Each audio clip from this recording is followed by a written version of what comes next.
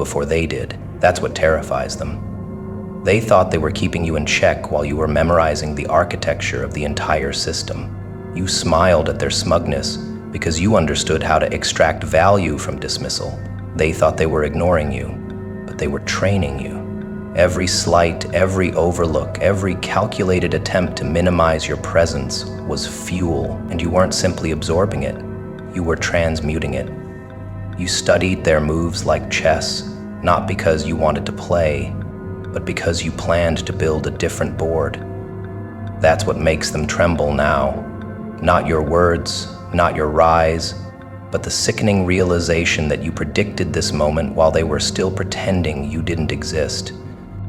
You didn't need to announce your plan, you just needed time. Time is the one resource the arrogant always think they have more of, but you used it like a scalpel, carving, adjusting, analyzing.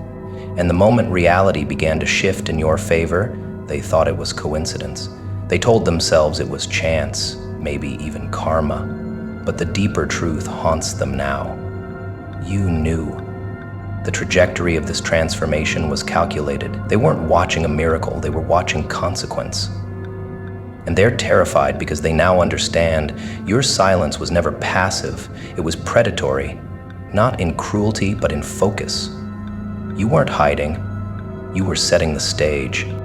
Reality follows your plan because your plan was written in defiance.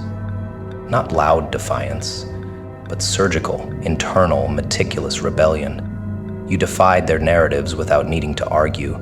You made truth your compass and patience your shield, and the universe noticed, not because it favors the righteous, but because it rewards the prepared. The truth is, they were loud because they were insecure. You were quiet because you were certain. You didn't guess the outcome, you decided it. And now that it's here, now that everything is aligning in ways they can't control, they are no longer asking what you did. They're asking how long you've known. What they fail to comprehend is that visionary thinking requires isolation. You don't get clarity surrounded by noise. That's why you stopped explaining. You let them talk while you designed. You let them mock while you mapped. You let them sleep while you studied the fault lines. And now, the collapse they thought would be yours is becoming theirs. You never had a plan B because you refused to lose. Losing was never an option. It was a distraction planted by the timid. You wanted it more, not because of ego, but because you knew what was at stake. And that's the difference. They were chasing success. You were chasing alignment. They're terrified now because the wind doesn't blow in their direction anymore. The energy has shifted. You can feel it. So can they. The control they clung to is slipping, not because you stole it, but because they never earned it. Their dominance was borrowed. Yours is embedded. You didn't have to steal power. You became it. And the world responds to that kind of embodiment. When someone moves in total congruence with their vision, reality bends. People talk about manifestation like it's magic, but it's math when you're committed. Every action you took was an equation. Every move you made was a ritual. Now you walk into rooms with gravity, and they can't breathe right when you speak. Psychologically, they're spiraling, because nothing wounds the manipulative more than being outmaneuvered. They relied on your obedience. They needed your hesitation. But you removed both. You stripped yourself of need. You detached from outcome. You became so immune to distraction that every inch of your being aligned into momentum. And momentum is merciless. It doesn't stop to negotiate. It doesn't flinch at hierarchy. It rolls over the unprepared. And that's what they're facing now. Not just your rise, but the aftermath of your refusal to settle. They're not watching a competitor. They're witnessing judgment in motion. You didn't change. You arrived. You always had this version in you. They were just too invested in the old narrative to notice. And now, they don't know what to say. Their language was designed to handle rebellion, not replacement. They don't know how to defend against someone who no longer wants to be included. You're not fighting for a seat. You're building a new room. A room with different rules, different air, different value. You won't be deluded to make others comfortable. You are no longer here to be liked. You're here to be legendary. And that shift in purpose, that's the quake they feel beneath their feet. Let them squirm, let them rewrite their stories in real time, trying to explain how you pulled this off. Let them scramble to adjust their tone when they see your name trending in rooms they once gatekept. You didn't sneak in, you simply became undeniable. That's what happens when discipline outlasts doubt. That's what happens when you stop asking for permission and start acting like your bloodline prayed for this moment. You don't need them to clap. Their fear is enough, because fear is respect in disguise, and you've earned both. They fear your mind now, your foresight, the way you've made peace with solitude and turned it into strength. They're not intimidated by your success. They're haunted by the reality that you saw all of this coming, that while they were celebrating small wins and weaponizing cliques, you were preparing for an empire. You were building in silence so that when the spotlight came, it wouldn't change you. It would simply reveal what you always were. And now it has. You are not a disruption. You are a design whose time has come, and they can't stop what they didn't see coming. They thought you were standing still because they couldn't see the wires underground. They laughed at your silence, mistaking it for surrender. But you weren't still. You were studying. You were mastering terrain they didn't even know existed. They confused delay with defeat because they've never seen what patience looks like when it's backed by vengeance and precision. You weren't playing their game, you were playing time. And that's what they never prepared for. They only trained for applause, for optics, for short-lived victories that look good on a highlight reel but collapse under pressure. While they performed for approval, you built endurance. While they faked momentum, you built mastery. You didn't chase the quick win, you were designing the inevitable. They kept refreshing their feeds, looking for validation while you refreshed your strategy. They celebrated temporary relevance. You stayed up rewriting blueprints. They laughed because you didn't respond to their jabs, but you weren't playing for attention. You were playing for control. Every time they tried to bait you into a public spectacle, you stepped back into your silence. Because you understood, lions don't lose sleep over opinions of the zoo. And now they feel the consequence of underestimating someone who wasn't performing for the crowd. You played the long game. They played themselves. And now they're exhausted, while you're just getting started. They built paper kingdoms. You laid brick in the dark. They circled each other in ego-fueled alliances, but you stood alone and became undeniable. While they made moves for approval, you made moves that didn't need announcement. That's what bothers them now. You were never loud. You were deliberate. You weren't interested in being liked. You were building something that would outlive trends and outlast noise. They wanted moments. You were carving legacy. And they can't undo that, no matter how they spin it. You built something they can't compete with. Reputation rooted in reality. Psychologically, they never left the sandbox. They believed if they controlled the crowd, they could control the crown. But they never realized you weren't after their throne. You were building your own empire, one invisible layer at a time. And now the walls are rising around you, and they're still trying to understand how you got here. You didn't. You waited, and in that waiting, you sharpened your mind, your brand, your discipline. You bled in private so you could never be humiliated in public.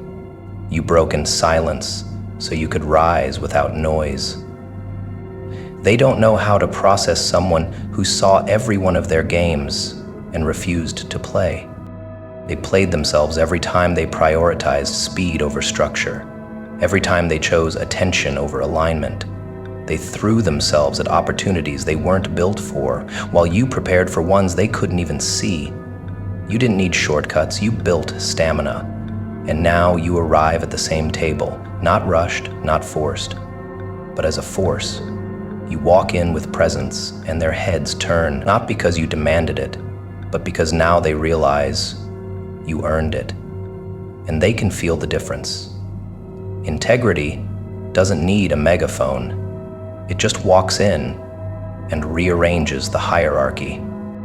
They spent so long mocking the process they didn't understand, and now they're praying for the results they didn't earn. They talked while you transformed. They gossiped while you grew. And what eats them alive is not your success. It's the realization that you saw the board before they even realized they were being watched. You didn't just beat them, you predicted them. That's the sting they'll never recover from, because it means you never feared them, not for a second. You were simply patient, and that kind of patience, it unnerves the performative, it exposes the insecure. You were never trying to shine, you were trying to last, and now you've become what they can't mimic, sustainable impact. They change costumes, you change the conversation. They pose to stay relevant, you act and the world adjusts, and now they orbit you, hoping proximity will grant them the stability you bled for. But it won't, because you didn't just play the long game, you owned it. You operated with strategy they still can't decode. You knew that in a room full of actors, the truth teller doesn't have to shout. They just have to outlast. Now they watch you differently, less like a competitor, more like a consequence. They know they never truly understood what you were building. They only saw the outer layers, the discipline, the silence, the refusal to react. What they didn't see was the internal warfare, the lonely nights, the quiet betrayals you buried and studied, the promises you made yourself while they thought you were disappearing. You weren't disappearing, you were developing. You weren't reacting, you were remembering. And when you finally stepped forward, it wasn't to prove them wrong, it was to prove you were right to wait. They called it quiet because they didn't hear the gears turning. They assumed absence was absence because they never learned to fear silence. But your silence had rhythm. It had patience. It had layers so dense they couldn't even guess the depth. While they flinched at every shadow, you became one. You weren't talking because you didn't need to. You were building something so precise, so deliberate, that every second of your withdrawal was a calculated step forward. You weren't absent. You were arming. And now that it lands, now that the ground beneath their feet starts to vibrate, they realize too late. The sound they're hearing is not a warning. It's the arrival. They used to joke about you. Smirks across rooms, inside jokes behind locked phones, the occasional bless their heart laced with venom. But you were never deaf to it. You were collecting it, filing it under proof. They didn't know that every dismissal was feeding something cold and creative in you, the type of hunger that doesn't shout, it sharpens. They thought you were stalled, you were sculpting, and now, what they thought would be a footnote has become the entire damn chapter. Because when a silent architect finally unveils the blueprints, the sound it makes is louder than every insult they whispered. It's the sound of reckoning. You didn't walk into the spotlight begging for attention, you commanded it through execution. They thought attention was something you asked for, but you knew the truth. Attention is gravity. You build it, and everything around it shifts. While they went live on every move, you logged off. While they performed, you prepared, and that preparation wasn't glamorous. It was surgical. It was brutal. It was hours of refining while no one clapped. But now, the world echoes with your name. Not because you ask it to, but because thunder doesn't ask permission. It crashes, and you've just arrived. They're checking timestamps now, comparing their wins to your impact, but they can't trace your origin because your progress wasn't documented. It was designed, off-grid, off-radar, off-limits to those who never earned a front-row seat. What they forgot is that the most dangerous storm is the one you don't see coming. That's what eats at them now, that they can't predict your next move, because they never knew your first. And what they hear now, that's not applause. That's consequence echoing through the halls they once claimed as their own. You don't even have to speak now. The way you move speaks for you. Your results speak louder than their entire highlight reels. Their strategies relied on visibility. Yours relied on inevitability. And when inevitability shows up, people panic. You built momentum in the shadows so that when the spotlight came, you wouldn't flinch, you'd blaze. They thought thunder came from noise. You knew it came from pressure. And now every step you take sounds like a warning to those who never saw you coming, because they never respected silence. Until now. There's a terror that only a strategist can induce, the terror of being outplanned by someone who never needed a stage. That's you. That's the energy you walk in with, and it's why they stare, why they whisper, why they fumble when your name enters the room. Because they spent so long performing that they forgot how to prepare.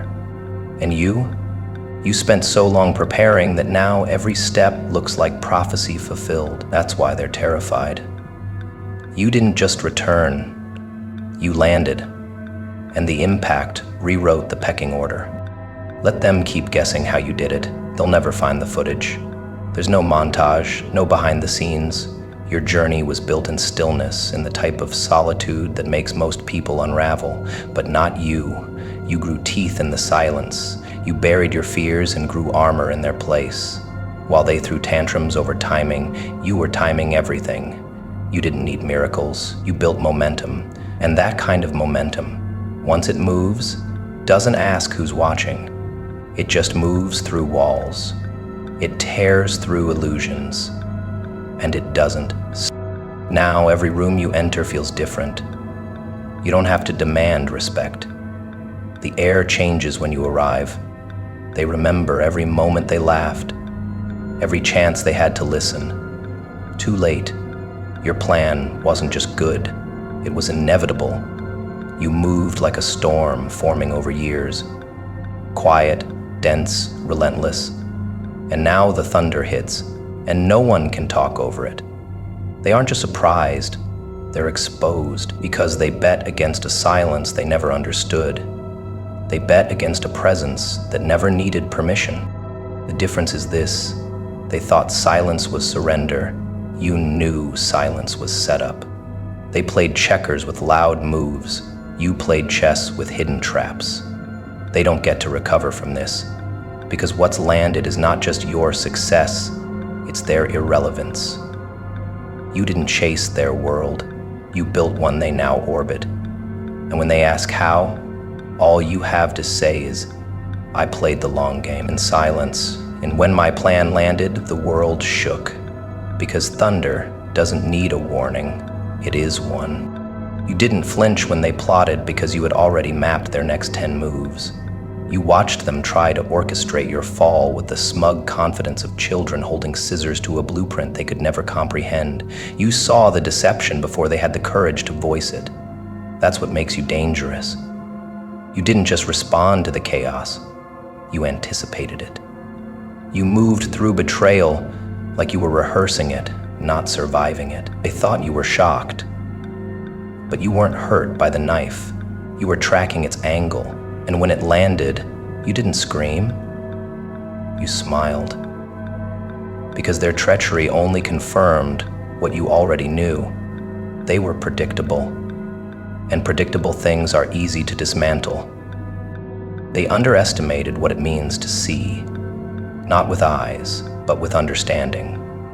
You weren't guessing their intentions. You were recording them. You observed their tells, cataloged their excuses, and watched their patterns loop like a broken algorithm. They weren't evil, they were lazy. Lazy in thought, lazy in malice, lazy in how they assumed you wouldn't catch on. But you did, you always do. You let them talk, let them lie. Let them build their fragile web of manipulation, thinking they were subtle, but their silence was loud. Their fake kindness was louder. And your silence? That was the loudest of all. The sound of someone who's waiting to strike with surgical timing.